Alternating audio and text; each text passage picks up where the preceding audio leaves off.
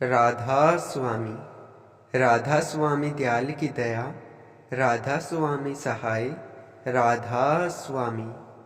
प्यारी साध संगत जी, चलिए हम अपने माँ ग्रंथ को कंटिन्यू करते हैं। और आज का अपना शीर्षक है किताब छपवाने से मना करना। प्यारी साध संगत जी, बड़े महाराज जी और हुजूर महाराज जी इस संसार में एक दिव्य जोड़ी के रूप में अवतरित हुए हैं।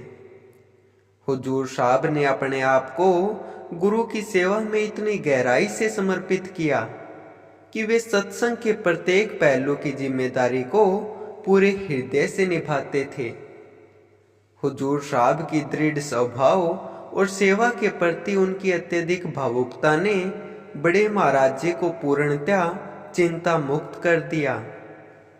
अपने मास्टर का साथ पाकर उन्हें किसी भी चीज की चिंता नहीं थी, क्योंकि उन्हें विश्वास था कि उनका शिष्य हर परिस्थिति को संभाल लेगा। प्यारी साध संगत जी, हुजूर साहब हमेशा समझदारी से सही, निस्वार्थ और उचित निर्णय लेते थे, जो सदैव सत्संग के लिए अत्यंत लाभकारी होते थे।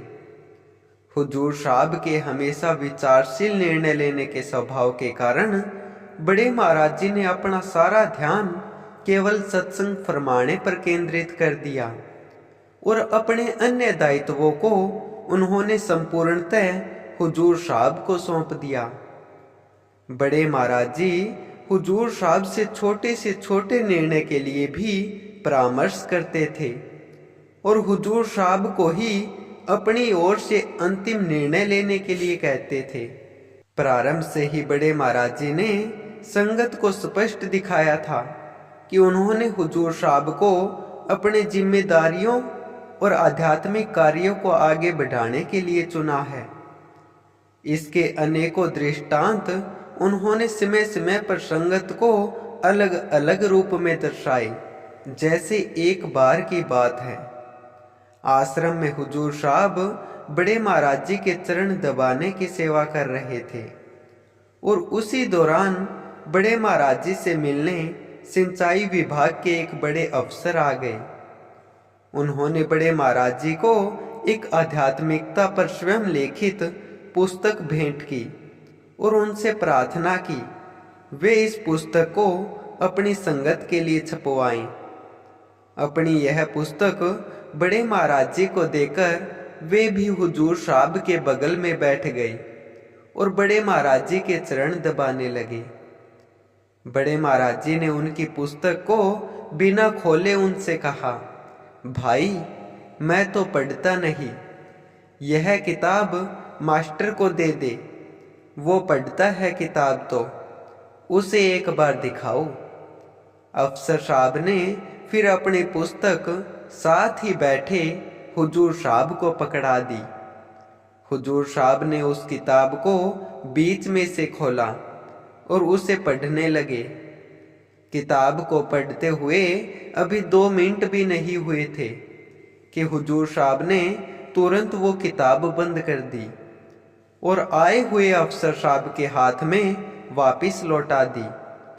हुजूर साहब ने उनसे कहा, आपने अच्छी कोशिश की है, पर अभी थोड़ा और मेहनत करो। इस बार तो नहीं, पर जब सही हो जाएगी तब इसे अवश्य ही छपवाएंगे। हुजूर साहब का यह जवाब सुनकर वो अफसर चकित रह गए और वो क्रोध से भर गए। उसके अहंकार को चोट पहुंची और वह यह समझने में असमर्थ था कि इतनी उच्च पद पर होने के बावजूद उसके रचित साहित्य को एक साधारण स्कूल शिक्षक ने अस्वीकार कर दिया। उसने विचक्षणता से हुजूर साहब की तरफ देखा और पूछा, मेरी किताब आपने ढंग से भी पढ़ी नहीं और इसको नकार दिया, इसमें ऐसा क्या गलत नजर आया आपको? हुजूर साहब ने फिर बड़े महाराज जी की तरफ देखा और कहा, महाराज जी, मैंने इनका लिखा हुआ संत मत पर थोड़ा सा ही अनुच्छेद पढ़ा था और उसमें 2 बार लिखा आ गया कि मेरा अनुभव यह कहता है, मेरा अनुभव के हिसाब से। यह बात तो मेरी समझ से परे है, क्योंकि अनुभव तो संतों का होता है जिन्होंने नाम की कमाई की हो, या जो सारी उम्र भक्ति में तपे हो। एक आम मनुष्य का क्या अनुभव हो सकता है? बिना करने के तो अनुभव ज्ञान एकत्रित करना असंभव है। हुजूर साहब का जवाब सुनकर अफसर साहब तत्क्षण अपने बचाव में कूद गए और कहा कि उनकी किताब में बस उनके मन की भावनाओं का प्रकटीकरण नहीं है, बल्कि उसमें आध्यात्मिकता के ज्ञान का संग्रहित रूप था, जो उनको उन्नत संतों के अनगिनत पुस्तकों के अध्ययन और उनके सत्संगों के श्रवण करने से प्राप्त हुआ था। अपनी बात को उस सरकारी अफसर को स्पष्ट रूप से समझाने के लिए हुजूर साहब ने फिर उनसे पूछा, आपको कितना समय हो गया नाम लिए? सरकारी अफसर ने उनको बताया, मुझे पूरे 2 साल हो गए हैं। हुजूर साहब फिर बोले, 2 साल में कौन सा अनुभव हो गया आपको? 2 साल में तो शैक्षिक और व्यावसायिक ज्ञान की भी डिग्री नहीं मिलती। यह तो फिर भी पार ब्रह्म की विद्या है। महापुरुषों की लिखी वाणी को पढ़ने से या 4 किताबों से ज्ञान एकत्रित करके लिखने को हम अपना अनुभव नहीं बता सकते। वो अनुभव और ज्ञान तो इस त्रिलोकी की रचना से भी परे जाकर मिलता है। संतों के मुख से निकली हुई एक पंक्ति को भी एक जीवन काल में समझना बहुत दुस्तर कार्य है। उनके ज्ञान को अपने अनुभव से विवरण करना तो सूरज को दीपक दिखाने के बराबर है।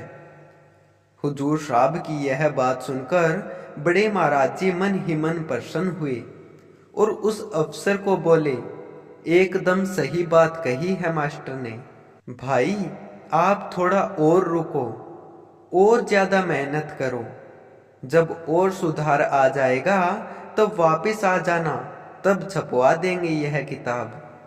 प्यारी साध संगत जी, बड़े महाराज जी तो अपने गुरुमुख की बात से संतुष्ट हो गए, पर वह सरकारी अधिकारी उस समय अपनी पुस्तक उठाकर वहां से चला तो गया, पर वह काफी दिन तक हुजूर साहब से खफा रहा।